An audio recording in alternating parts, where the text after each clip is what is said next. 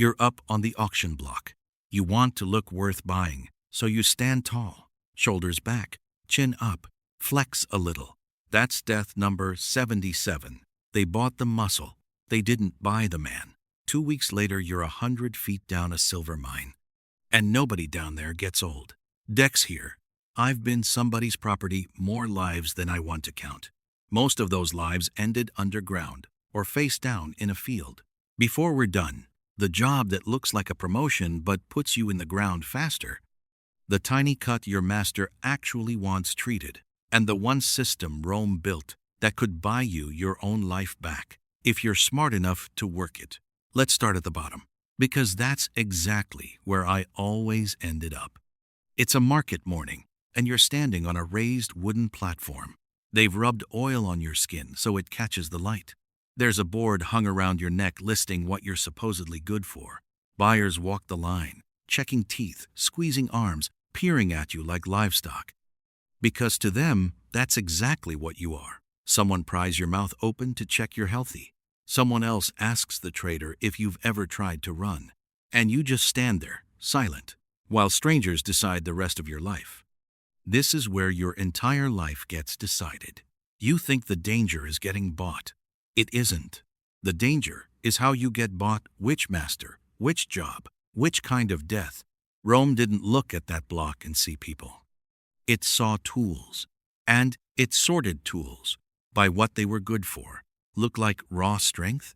You go where they use up bodies, the mines, the quarries, the fields that swallow men whole, ones that don't come back from. Look like nothing at all? Nobody bids, and nobody wants you is its own slow death. So here's the move, and it's the opposite of what your gut is screaming. You don't sell muscle. You sell value they can't replace.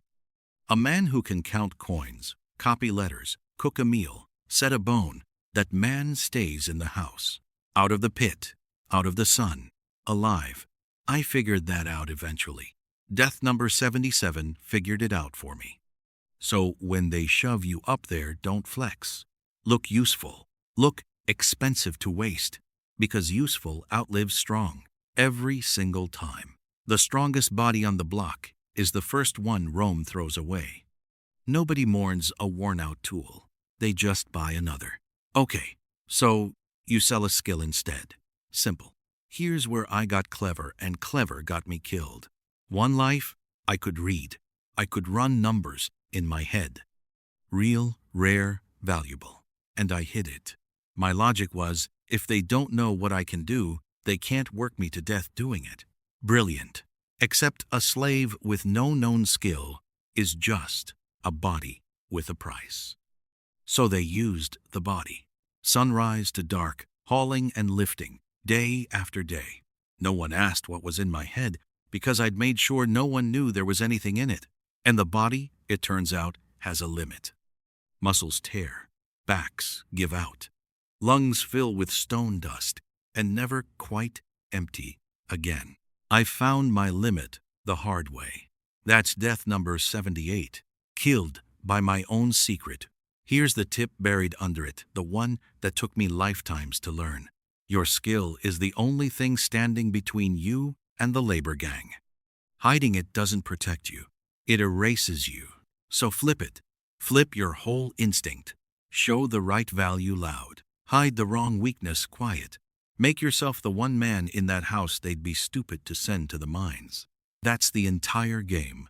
And most people lose it before they even realize they're playing. Now the part nobody warns you about. The water. It's noon. You're parched. Your throat's like sand. And there's a public fountain right there on the corner. Free water, running cold, clear as glass. You'd be an idiot not to drink it. So you do. Here's what nobody tells you. Rome had aqueducts, fountains everywhere, water in the streets like it cost nothing. And it didn't if you were standing in the right place. Because the same channel that hands the rich their clean morning water runs downhill through the whole city first. Past the bathhouses, past the gutters, past everything a packed city leaves behind. By the time it reaches your corner, the poor corner, the downstream corner, that water has been everywhere. And it still looks clean. It always looks clean. You cup it, you drink it, you feel fine for about a day. Then your gut turns to fire and the whole room starts to spin. Then it's days of it. Days you can't keep anything down in a city where bad water is the only kind you've got. That's death number 82. And it is not a quick one. So here's the rule that keeps you breathing. Never trust water by how it looks. Trust it by where it's been. Find the source. Drink upstream of the city, never down. Catch rain if you can. Boil it if you've got a fire. In Rome, your address decided what was floating in your cup. Quick one, before this gets worse. Be honest with me. Which one of these would have already gotten you? The block? The skill? The water? Which death would you have avoided? Tell me in the comments. I genuinely want to know how long you'd last down here. And if death number 77 is slowly becoming your entire personality, yeah, that's the idea. Welcome, survivors. You're one of us now. All right, back to staying alive. Because the next two are the ones that decide whether you ever walk out of here at all. Here's the part that'll surprise you most. Slaves in Rome could own things, not legally. On paper, every coin you ever touched belonged to the master. But most masters let you keep a little stash on the side. Tips, side jobs, scraps of silver. They even had a word for it, your peculium. And that quiet little pile, that was the whole game. Because with enough of it, you could buy yourself. That's the part that breaks people's brains.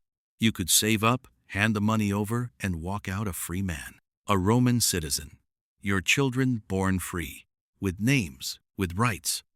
That's real. That actually happened to people. Freedom had a price tag, and the price was patience. Think about what that actually means for a second. Every coin you didn't spend was an hour shaved off your sentence. A skilled slave, careful and a little lucky, might buy his way free in 10 years, maybe less. 10 years is brutal, but 10 years is not forever. So you guard that little pile like it's your own heartbeat. Because down here, it basically is. So naturally I got greedy. One life. I kept the master's books. And I started adjusting the numbers. Skimming a little here, a little there. Building my pile faster than honest work allowed. I told myself I was just speeding up the inevitable. I got caught. Lost the stash. Lost the trust. Lost the life. That's death number 79. And the tip is simple. That little pile of coins is your one honest road out of here. Don't set it on fire chasing a shortcut.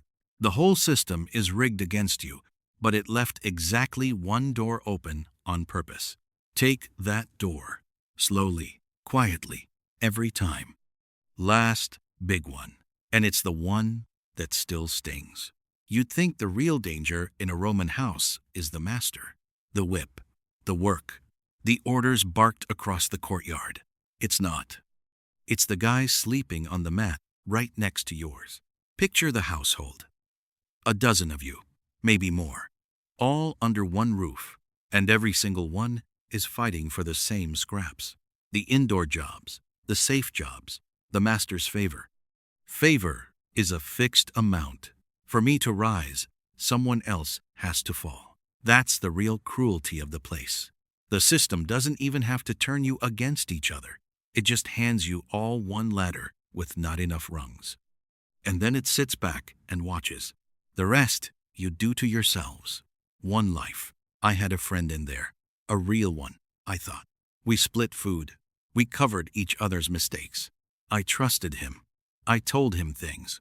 But he wanted my position more than he wanted me breathing. One whispered lie. The right ear. The right moment. That's death number 86. The tip here is ugly, but it kept me alive the next time around. In a house where people are property, loyalty has a ceiling. Trust slow, share less. The smile is real right up until your spot is the thing he's smiling at. All right, speed round. Quick ways I went out, so you don't have to. Death number 80. I ignored a tiny cut because I was tough. It went bad, got infected. And the wild part, there was a doctor in that house. The master paid for one because a dead slave is a wasted investment. I just never said anything. Report the cut. The system wants you alive. Let it. Death number 81. I ran. No plan, no papers, no idea where the next town even was. One night the door just felt unlocked, and my legs made the decision for me. Thought I was free by morning? Thought wrong. A runaway slave isn't a free man. He's merchandise with a reward nailed up over his head. They had me by afternoon, chain welded tighter than before. If you run, run with a plan. Or don't run at all. Death number 83. Hauled stone at high noon, Roman summer. No shade, no breaks. My body just switched off. The heat does not care how strong you think you are. Know your limit before your body finds it for you. Death number 84. Dozed off next to a working grinding mill. The mill does not notice you. The mill does not care that you're tired. Working tools don't stop for sleepy people. Stay clear. Stay awake. Death number 85.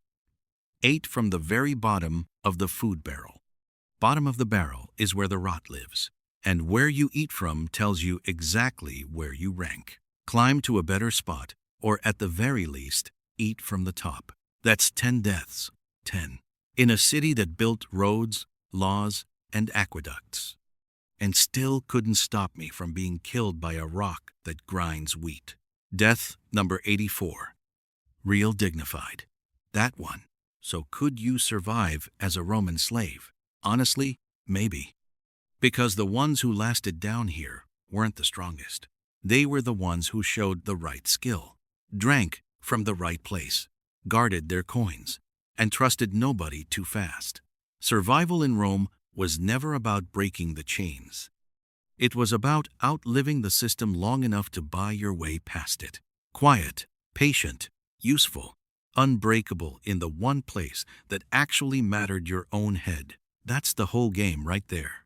Next time, though, it won't be a man who kills you. It won't be a law, or a mill, or a bad cup of water. And it definitely won't be Rome. It'll be something with eyes, something with teeth. The things that hunted us long before we ever built a city, a chain, or a single coin. Bring a bigger spear. Don't make my mistakes. Or do. I'll see it in my next life. Survive the past.